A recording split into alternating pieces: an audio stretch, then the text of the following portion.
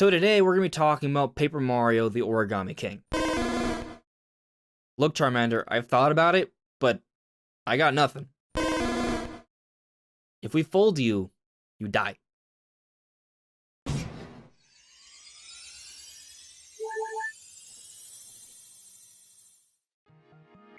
Welcome everyone, this is On Just Restart.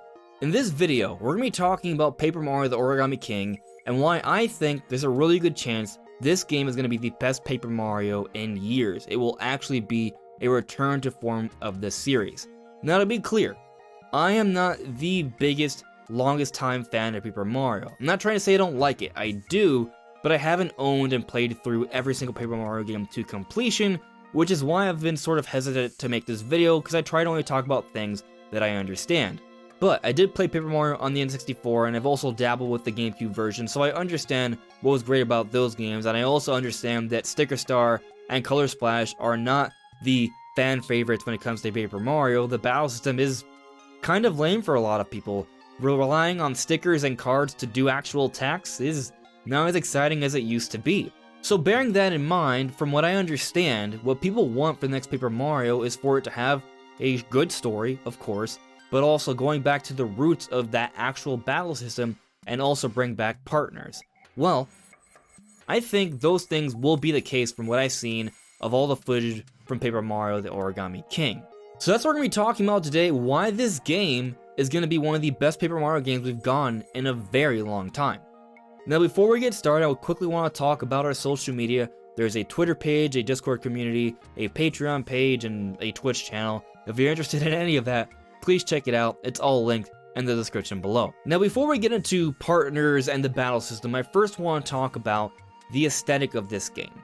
The moment I saw that first cutscene with Origami Peach walking down the stairs through the door and having that ominous tone and what she said to Mario, that was dark, and I think that's cool. I love darkness in my games, especially when it's a nice contrast with the bright, positive, overall atmosphere of the game, and that's something I appreciate from Paper Mario, but mixing in that darkness to it I think is going to make it a lot more interesting. So I was immediately hyped once I saw Origami Peach walk down in that menacing way towards Mario. I thought that was really cool. This whole premise of origami evil minions and forces invading the Mushroom Kingdom in Paper Mario I think is a really cool theme, maybe my favorite theme for Paper Mario yet, so I love that. And bearing that in mind, I've already seen some pretty cool puns already, like being folded up, for example, and I think that's great. So it does seem like the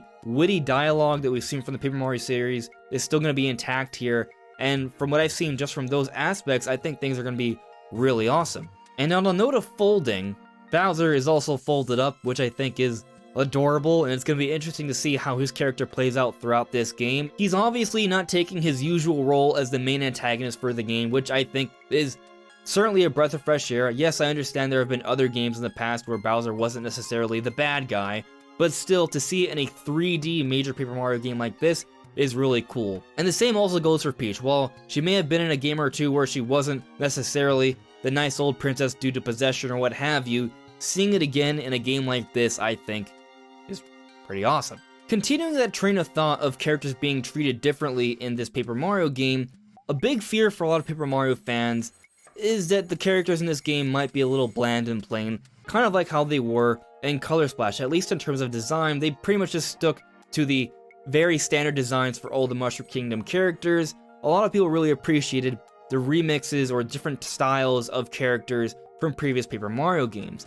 Well, from what we've seen so far, I can't say that this game's going to have as much variety as, say, for example, like Thousand Year Door, but at the very least, it does seem like they're going to be mixing things up a little bit, because we have seen some characters that are going beyond just your standard-looking character, like we've seen the Toad in the Explorer's outfit. So I do think there's going to be some variety with the characters here, and it will at least go a little bit beyond what we saw in Color Splash. So while I would agree that in terms of designs for the characters, there's definitely something to be concerned about when it comes to variety, when it comes to the variety of the actual environments, not so much. From what we've seen of the trailer, it's not just your standard desert, fire, water world. There's more to this. There was like that Arabian Nights looking area with the purple desert. It just looked really awesome, and I like how this world is a lot more expansive, and it seems like the areas are different from before. And this is looking like a much more open kind of Paper Mario game. And personally, I prefer my games to be open. I like it when games have a lot more to explore. That's why my favorite games are these Super Mario games, these Zelda games, these Xenoblade games, the Metroid games, where a lot of the focus is on exploration. So with these more expansive environments for Paper Mario, I am definitely thinking that this Paper Mario game is going to be more my cup of tea. However, I would also say that it's not just something that I think I would personally prefer, but I think seeing these expansive areas is suggestive of the larger scope and ambition for this game, which seems to be a common thing we've seen amongst the different major Nintendo releases on the Nintendo Switch. Look at Breath of the Wild, look at Super Mario Odyssey, look at Super Smash Bros. Ultimate, look at Splatoon 2.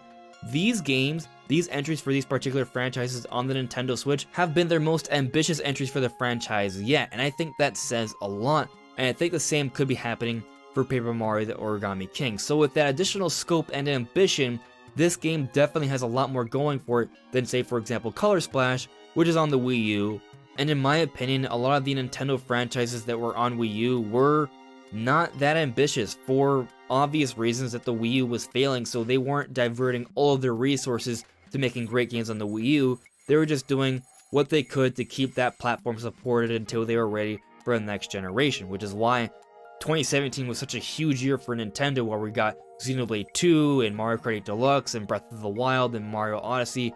It was a huge year.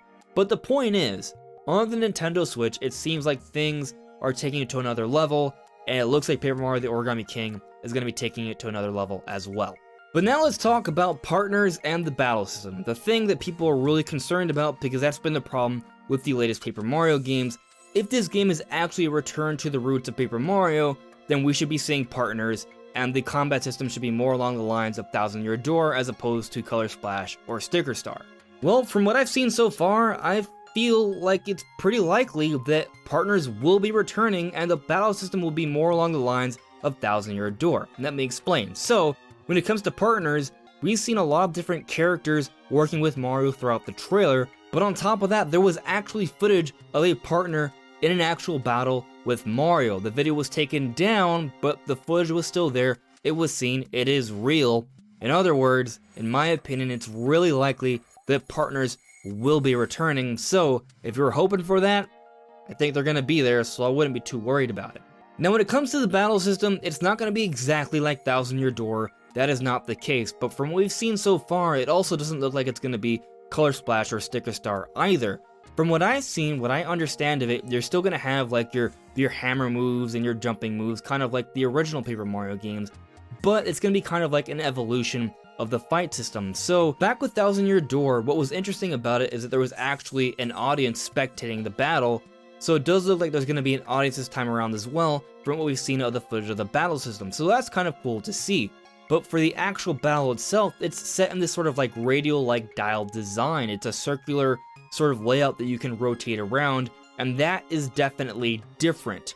But I don't think different is necessarily bad. I think if this is handled correctly, it could actually be an evolution of the battle system. So it's still basically everything you know and love from Thousand Year Door and Paper Mario N64, but there is a third dimension to it where you can rotate around the map and have more than just characters right in front of you. They can be all around you. So I think this mechanic could just end up being a nice other layer to the core battle system for Paper Mario. Will it actually be? That remains to be seen. That kind of depends on the execution for this game, and we won't know until we actually get our hands on the game. But from what I'm seeing so far, it at least looks like it's an attempt to be an evolution of that core battle system as opposed to something different like Sticker Star and Color Splash. And for all of these different reasons, I'm thinking this Paper Mario game is going to be really good. It's looking like the battle system will have a return to form, but with somewhat of an evolution, with a return of partners. There will be a little bit more variety with the characters, at least compared to Color Splash, but maybe not compared to Thousand Year Door, so we'll kind of see how things turn out there. But still, the world seems more expansive, there's more variety to the actual environments, and the overall atmosphere and theme with this origami invasion and this evil Peach in the beginning, I think adds a fair bit of more weight to what we've seen so far from the game, and to me, it's pretty darn exciting. So I feel pretty confident in saying that Paper Mario The Origami King is going to be something that longtime Paper Mario fans are going to appreciate more than both Sticker Star and Color Splash, meaning this game may very well end up being one of the best Paper Mario games we've gotten in a very long time. Will it actually be? That remains to be seen, but I'm feeling pretty confident about it, so we'll see. But anyways, everyone, those are my thoughts on the matter. I'm really curious what you guys think, so let me know in the comments below. But that's all for now. This is On Just Restart. Thank you so much for listening and watching, and I'll see you all really soon. Take care.